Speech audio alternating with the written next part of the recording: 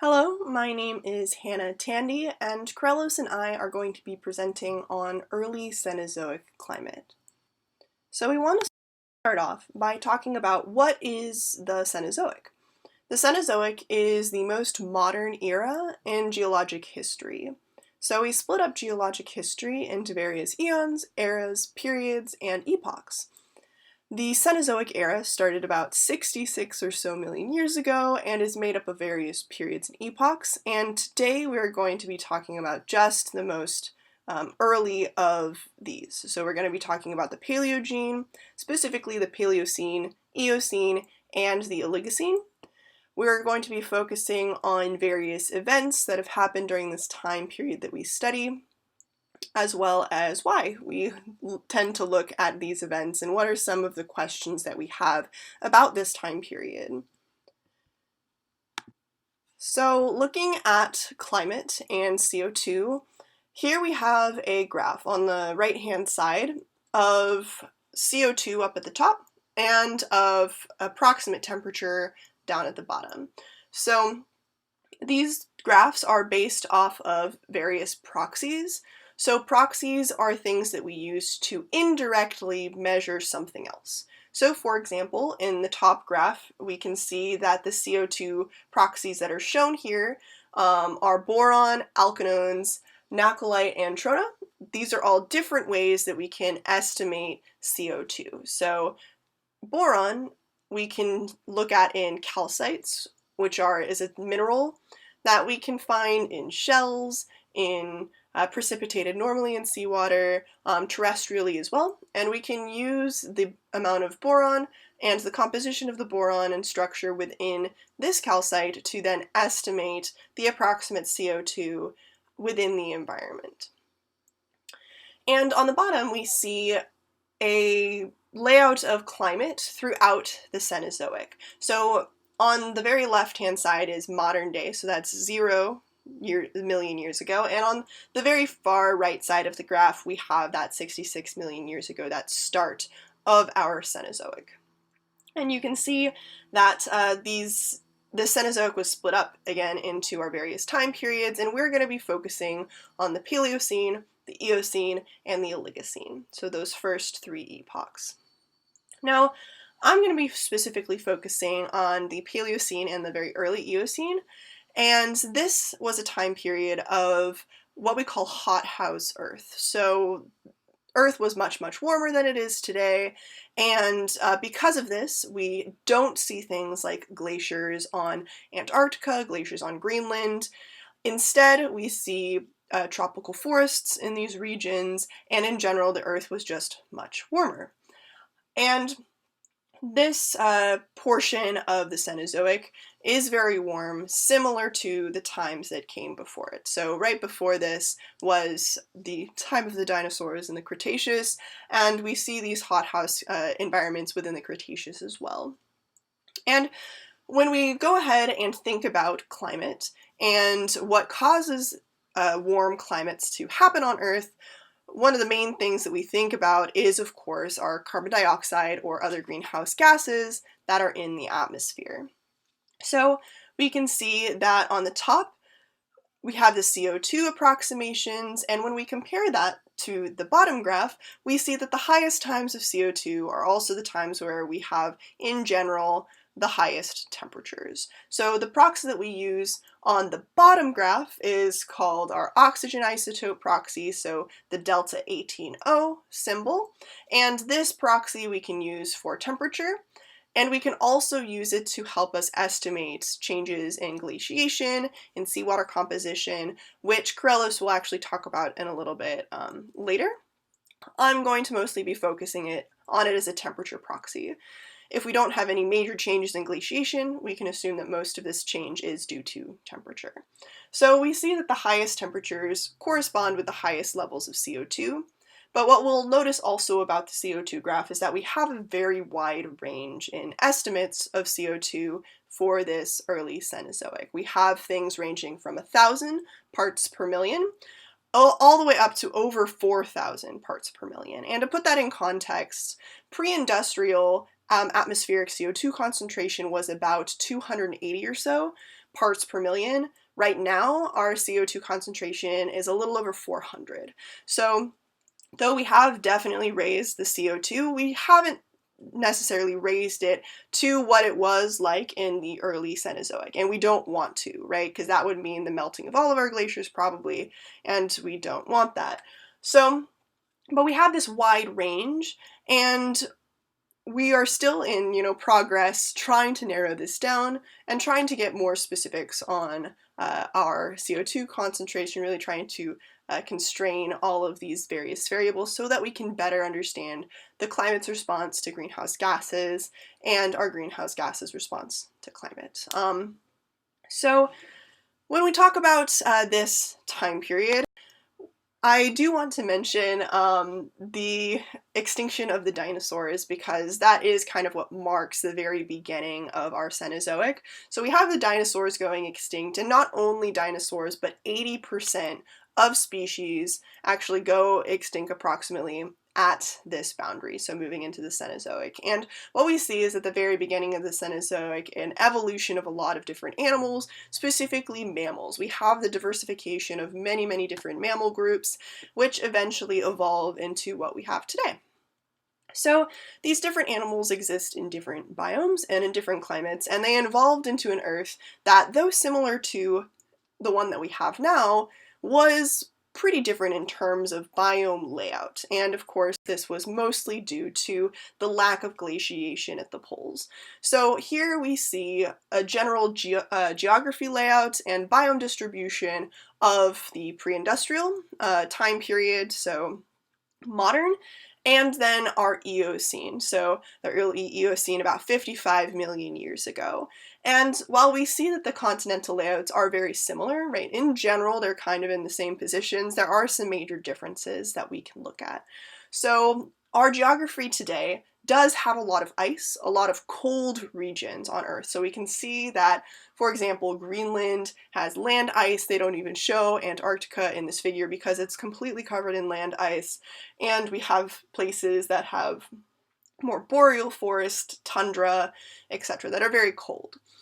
However, when we go and look at our estimated biome distribution for the Eocene, we can see that we don't really have many of these actual cold regions. We still have a little bit of boreal forest, but for the most part, we have forests kind of everywhere. Forests and some more dry shrubland type areas. And we see this even on places like Antarctica and Greenland, because there was no permanent ice there.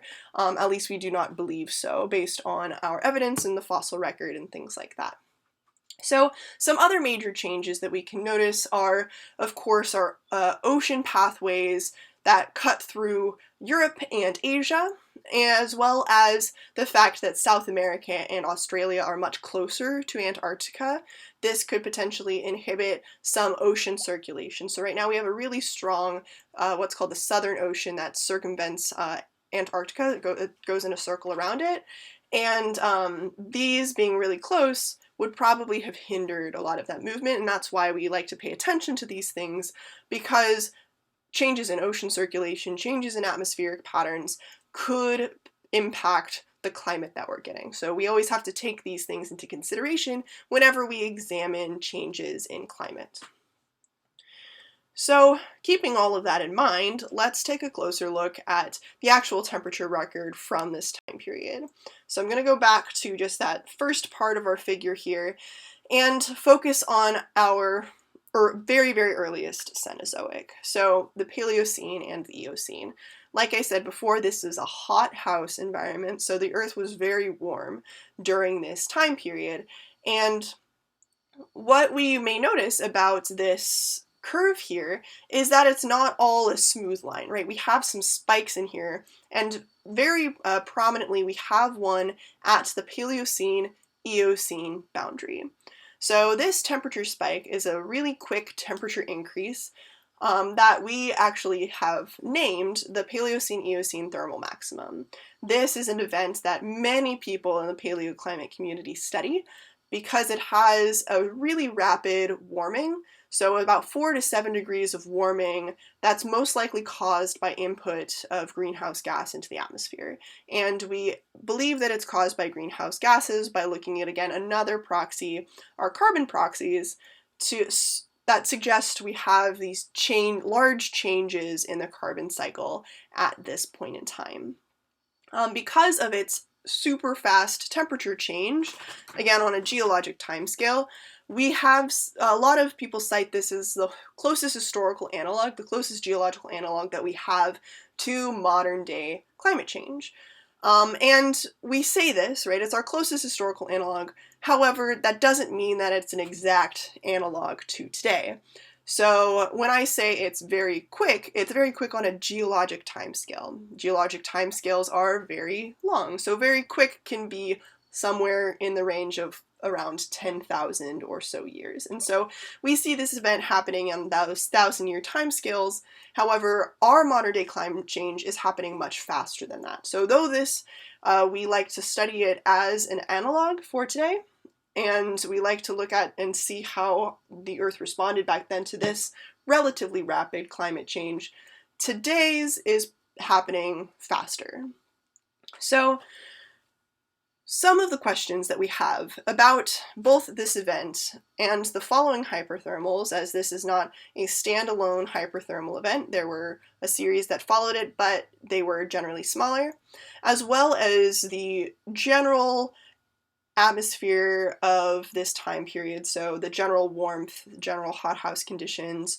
Some of the main questions that we have are, of course, what was the source of this greenhouse gas that was being put into the atmosphere? Specifically for the PETM, what was the source of this very rapid input of greenhouse gas into the atmosphere? And scientists have various levels or various hypotheses that we've investigated. There are some that people agree with more, but we have a lot of different ones, and we're not, 100% sure on any of them right now. Everyone has kind of their preferences, and some of these hypotheses include things like melting of permafrost, so the release of carbon that was stored in generally frozen over soils, for example, on Antarctica. And other things are like volcanic intrusions into trapped greenhouse gas or trapped carbon stores. So, for example, if you have volcanic intrusions into a carbon reservoir, like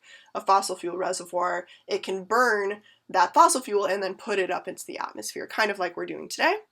And we also have a hypothesis that says, we're actually melting methane hydrates, so trapped methane within the ocean. If the ocean warms up enough to melt these, we could release a lot of that methane, again, another greenhouse gas, into the atmosphere, and then it will either stay as methane or convert itself into carbon dioxide.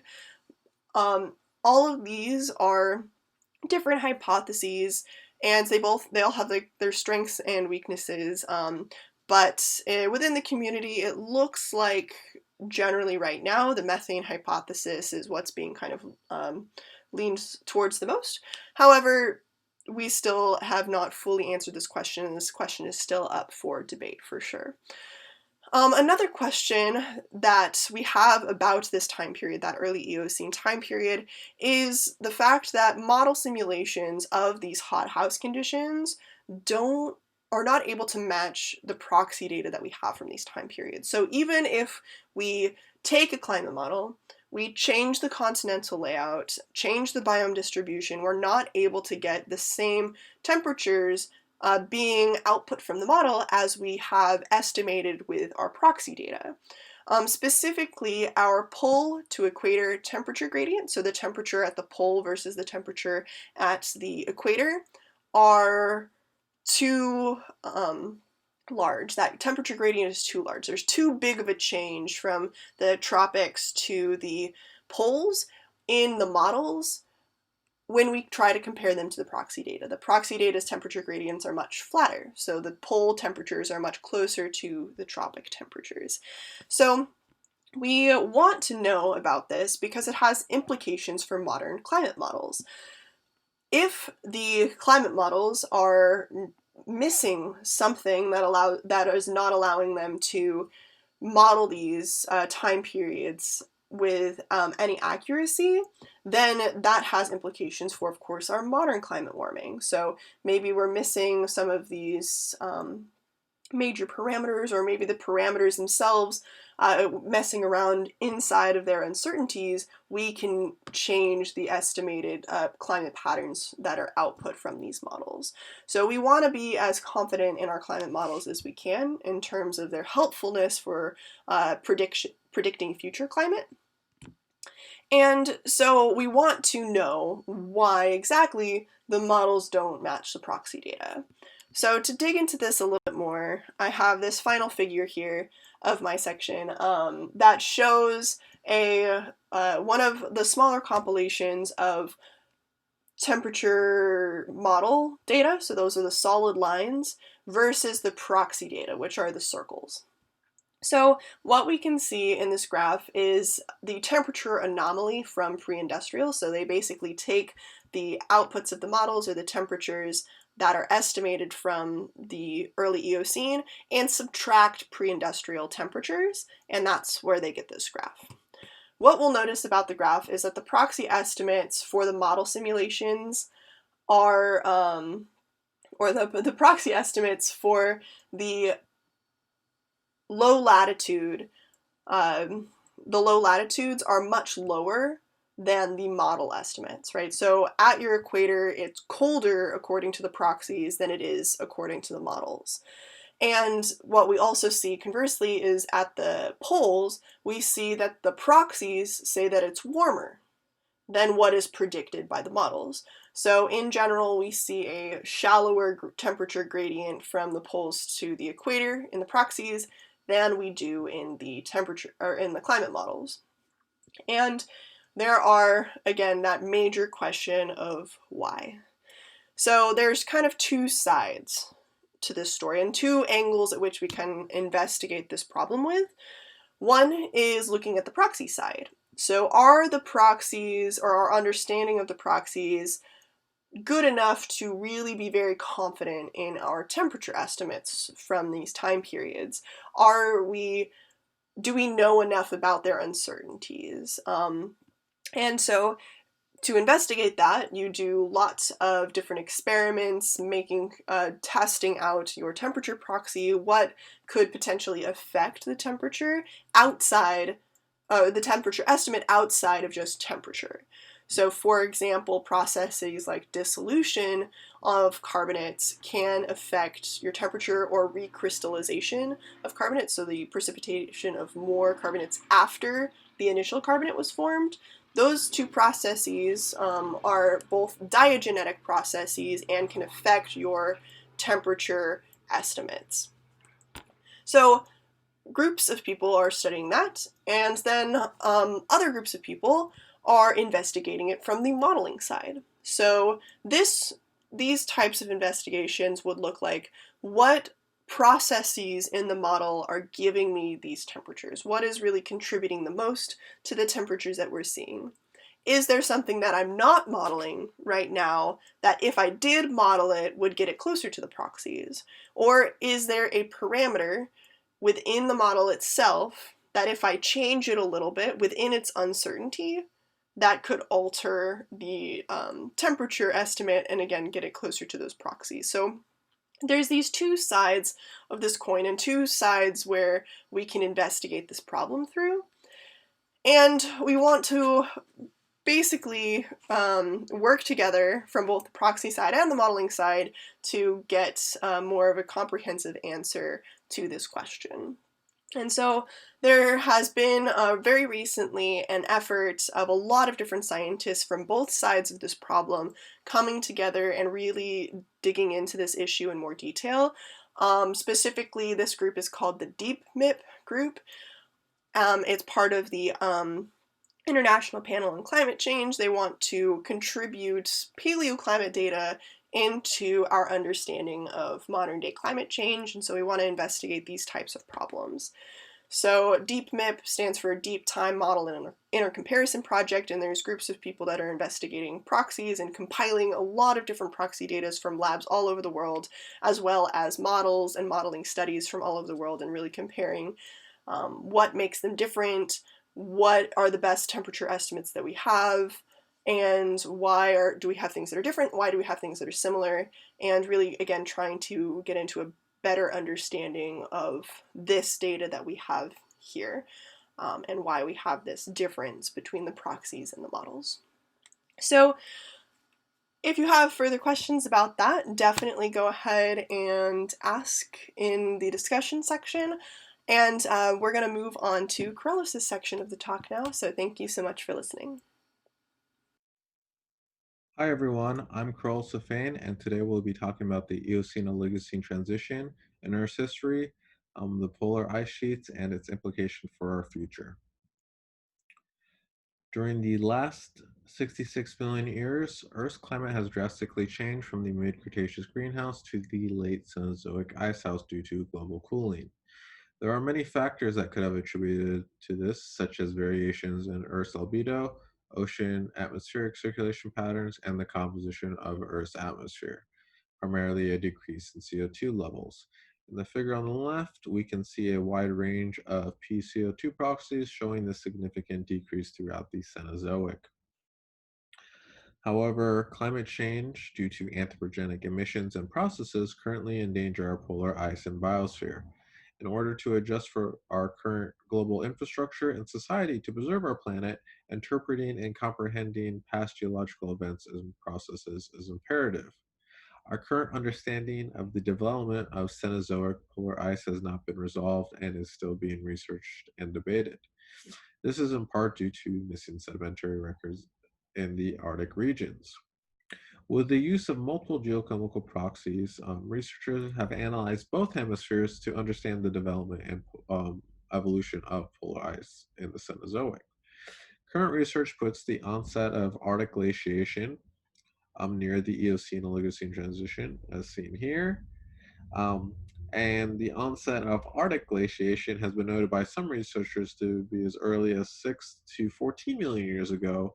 However, there are new publications, as seen in this red line, that shows evidence as early as 34 to 47 million years ago, which would drastically change our understanding of Earth's climate history. So during this Eocene-Oligocene transition is believed when substantial semi-permanent glaciation occurred over the Antarctic over a period of roughly 500,000 years. Um, and again, these mechanisms of extent glaciation are still widely debated. Um, this long-standing cooling and ice formation also can be noted by this increase in oxygen values throughout the Cenozoic. And so we'll be talking about a few of the geochemical proxies used in paleothermometry and paleoglaciation, and some of the theories and data surrounding the Eocene-Oligocene transition. So one of the most commonly used paleothermometers is the magnesium-calcium geochemical proxy, and it can be used with oxygen isotopes, as mentioned in Hannah's presentations, to decipher paleoglaciation, which we'll talk about in the next slide. So magnesium is incorporated into calcite of 4am shells and is used as a temperature and is a temperature controlled process, which we can use to determine paleotemperature. And we can see an example of some of these 4ams that live in the ocean in this picture here.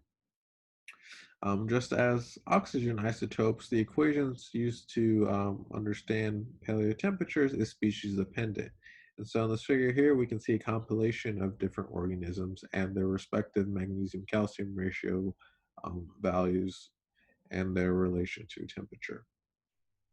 So unlike oxygen isotope values, these magnesium calcium ratios typically don't take into account variability in magnesium in the oceans, as the residence time is quite long. However, large changes in ocean chemistry can affect the calcium concentrations, which can lead to some issues with this proxy. Um, and so, as we mentioned, these can be used in conjunction with oxygen isotopes to understand not only paleotemperature, but paleoglaciation. And so what we have here is a figure from Lear et al. Showing the workflow of these tool proxies together to get a detailed history of Earth's past oceans. So in panel A, we can see varying amounts of magnesium calcium ratios for different species of organisms. As we mentioned, you need to separate these values per species, as we can see in panel B. And so in panel C, what we've done is just smoothed out the curve from panel B for one independent species of forams, and we have a nice temperature curve.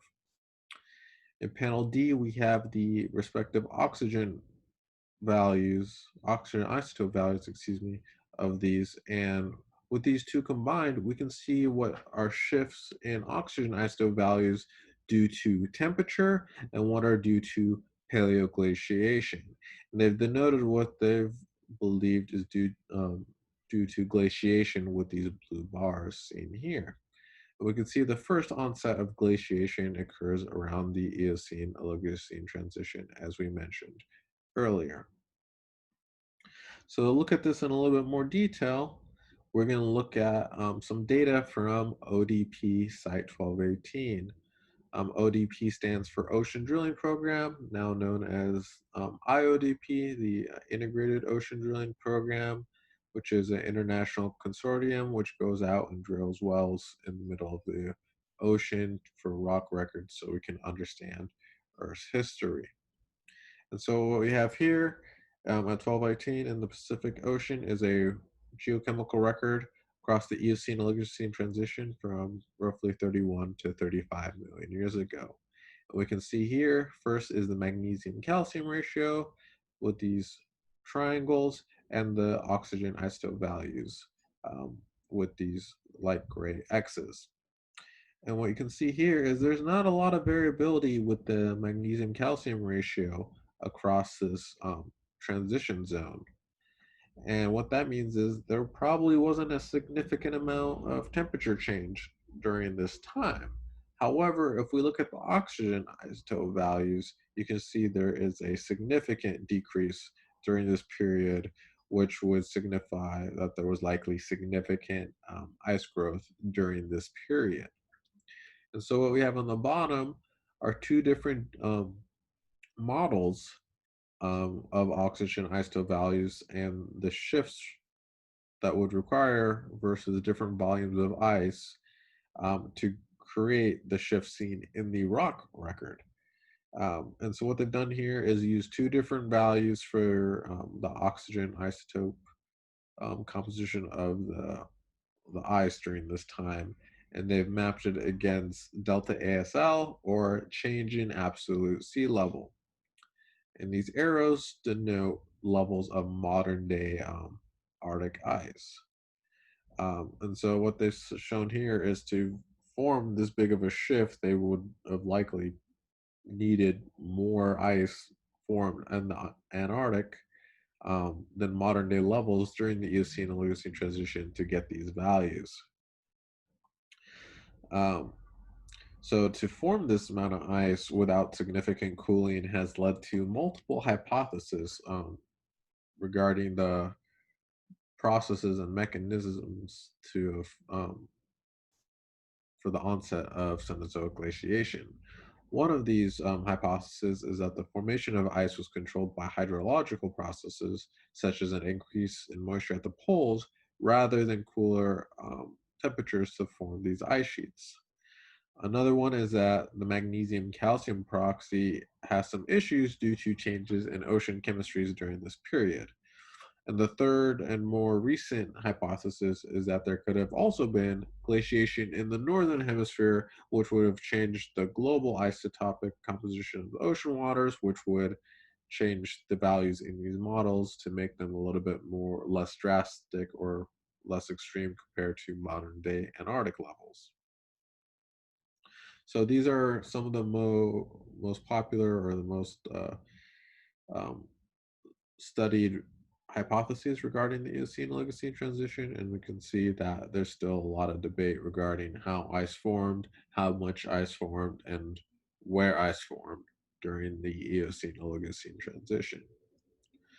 And to summarize, the Eocene Oligocene transition is one of the most significant climatic events in Earth's history that marks the appearance of glaciation in the Cenozoic and a transition from the Cretaceous greenhouse to an ice house.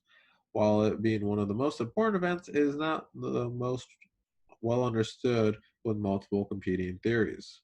For us to better understand our Earth's climate moving forward, we need to better constrain our past climate history to understand the implications of anthropogenic climate change. We hope to improve our understanding of the Eocene and Oligocene transition with an improved temperature record in the Pacific Ocean using more advanced geochemical proxies such as carbon and paleonthermometry. Thank you for your time and listening.